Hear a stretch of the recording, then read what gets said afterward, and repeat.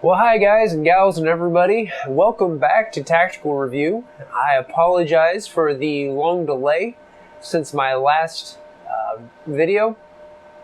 I have been ridiculously busy at work, and this is really the first opportunity I've had to sit down and come up with a topic and have something to present to you guys. It's a video I've been meaning to do for a little while and just now am having time to do it. So what I want to look at today is my carry belt, well, or potentially your carry belt. And let me back up a little while.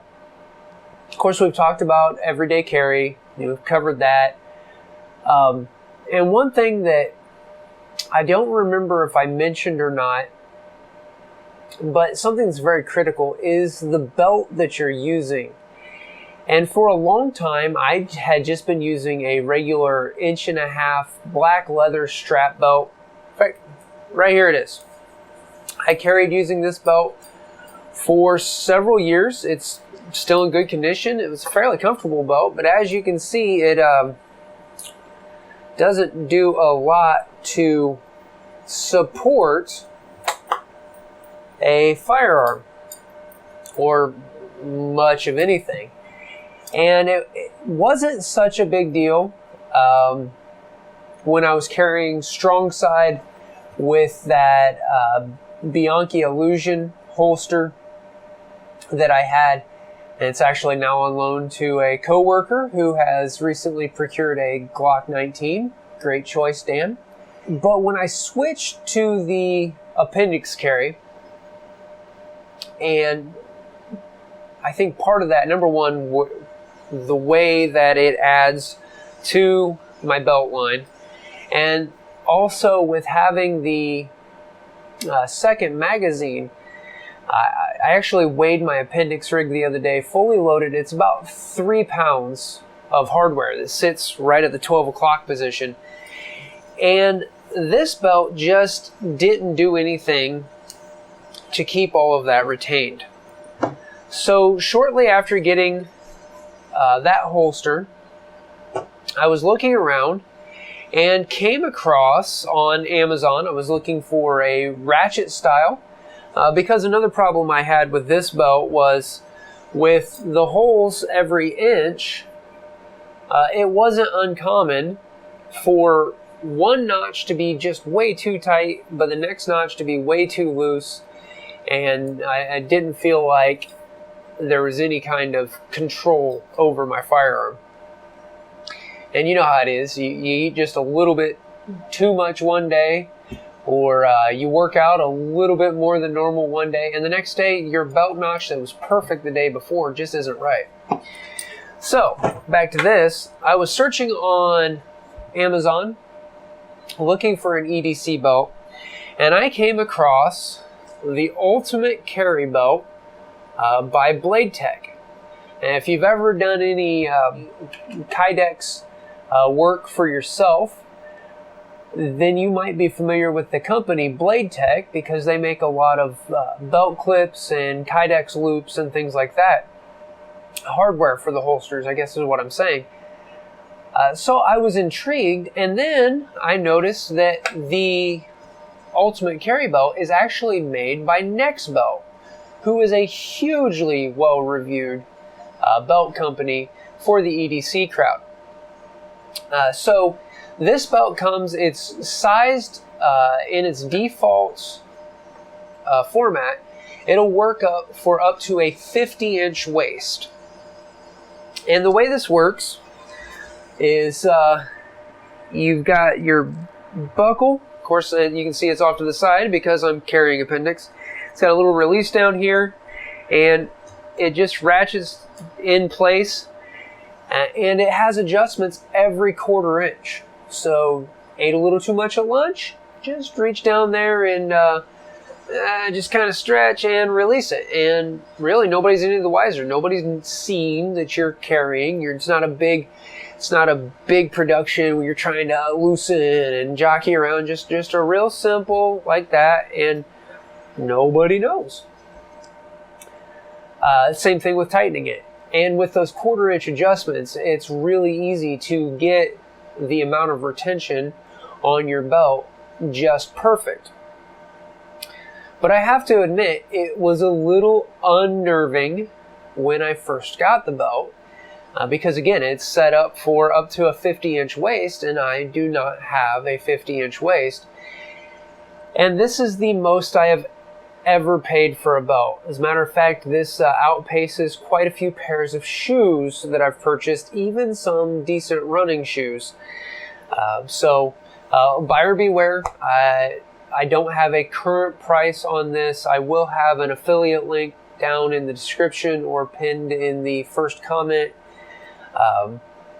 so that you can use that link and pick up a quality carry belt and help the channel out. That'd be great. Anyway, but you have to cut the belt down, and you know, it's not the most expensive thing I've ever purchased. Certainly isn't the most expensive thing I've ever purchased for shooting, but it was a little unnerving nonetheless. Now, all that said, as you can see, with the buckle over here on the side, I've actually left it a little longer than maybe is strictly necessary. Matter of fact, it looks like I could take almost another 4 inches off of that. And so what I'm going to do, because this the extra, there's no keeper loop for it, and it occasionally gets over here into my phone holster.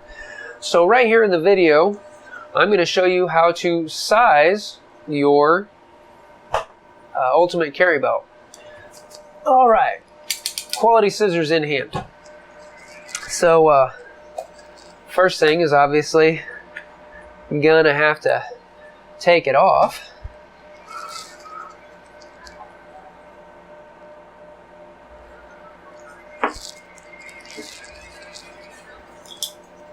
A little mini pocket dump there.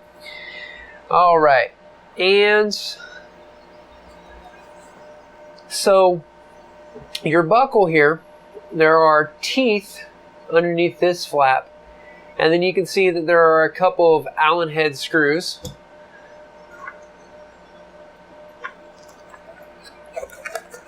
So you take your handy dandy Allen wrench that comes with the belt,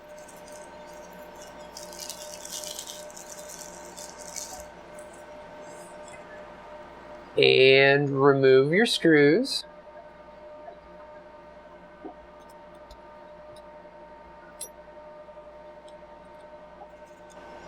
And then that's pretty snug, so you're going to want a screwdriver or some sort of something to get down underneath there so that you can get it pried up. Whoops. And then your buckle will come off, and you'll have your strap here.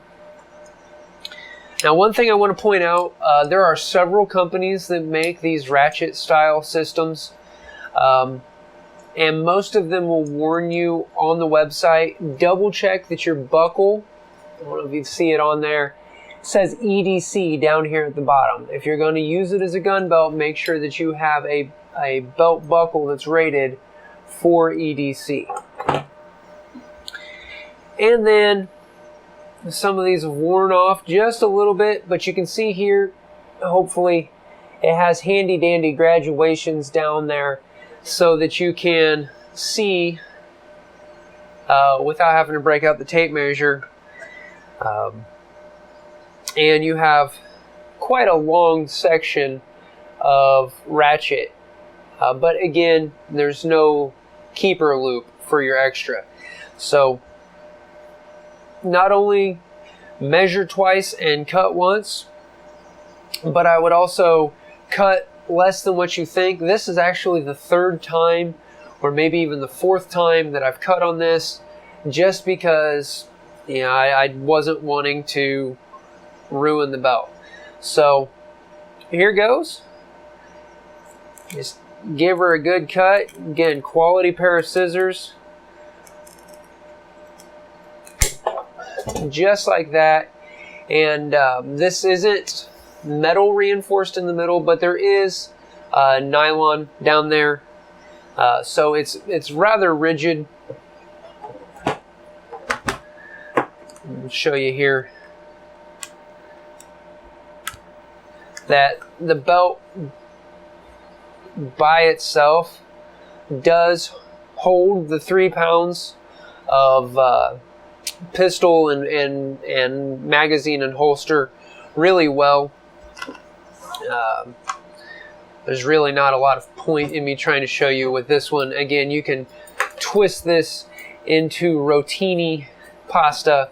This one, that's all the better of a twist you're going to get out of that. So anyway, once you have this cut to length, simply reverse the process, push it all the way into your buckle, push that down, and then you're going to want to reseat those screws, and you only take those screws in until they're parallel. And I'm going to go one step further. And when I say parallel, I meant flush with your buckle. And I'm going to go one step further here and put some blue thread lock on there, because you obviously don't want your screws backing out of your belt buckle.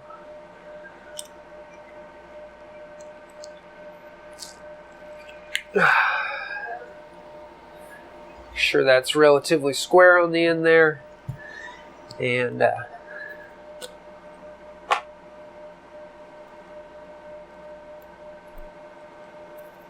put just a dab of thread lock in the hole.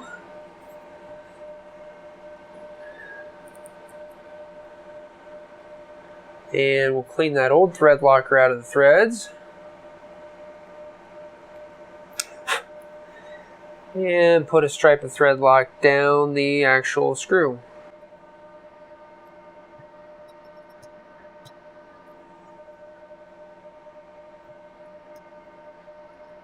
And as always, when you're working with thread lock, you want to run the screw in and then back out and back in to make sure that you've got good distribution of your thread locker.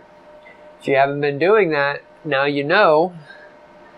And that goes for especially all your firearms accessories, but if you're doing something important enough to be using thread locker, you make sure that you distribute it properly so that you're actually locking those threads.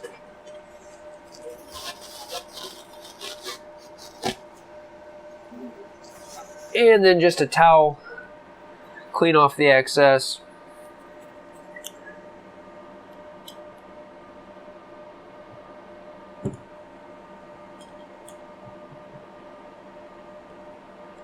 Like so. Again, don't get crazy on torquing that down, or you're going to bow that. And then just throw her back through for a test fit. And whenever possible, obviously, you're going to want to test fit this with your gun in place. That adds a couple of inches to your waistline, and it'd be a shame to cut your belt too short. Which I've done a time or two, and who knows, maybe I just did. Let's get the firearm back in place.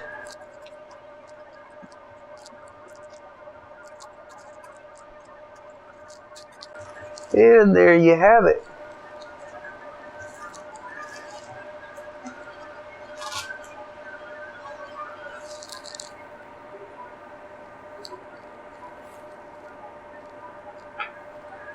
And just like that, you can see now we've got a much more reasonable amount of extra. And if I were to be in a position where I had to go into a no carry zone, we won't discuss my feelings on those, but I also don't want to earn any felonies. And I can now leave my belt buckle offset without it getting into my phone holster there, which was one of my main goals with getting that cut to the right length.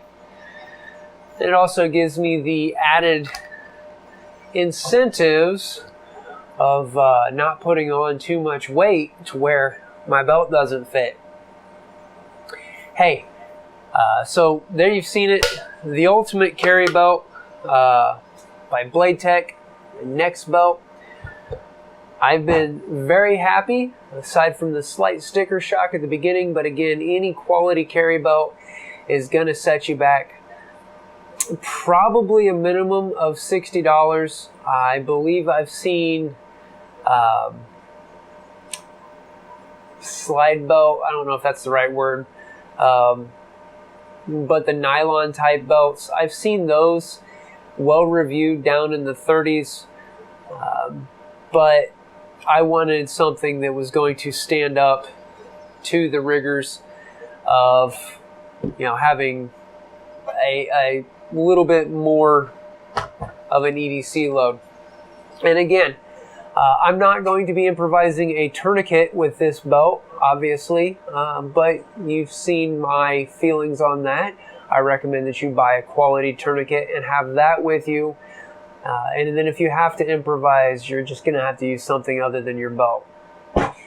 Well, thanks for watching. I do want to remind you the fight against our Second Amendment rights is always going strong. Please make sure that you are a member of and supporting those organizations that are standing up for us in the fight for our civil liberties. Off the top of my head, I can think of the Firearms Policy Coalition, Gun Owners of America, the Second Amendment Foundation. I know that there are still people who really support the NRA, and I'm not going to get into that super deeply. I will say that if you are already a lifetime member, please be casting your votes. Let's make the claimed largest Second Amendment group, let's make them what they need to be. Anyway, hey, if you want to support the channel, I would appreciate it.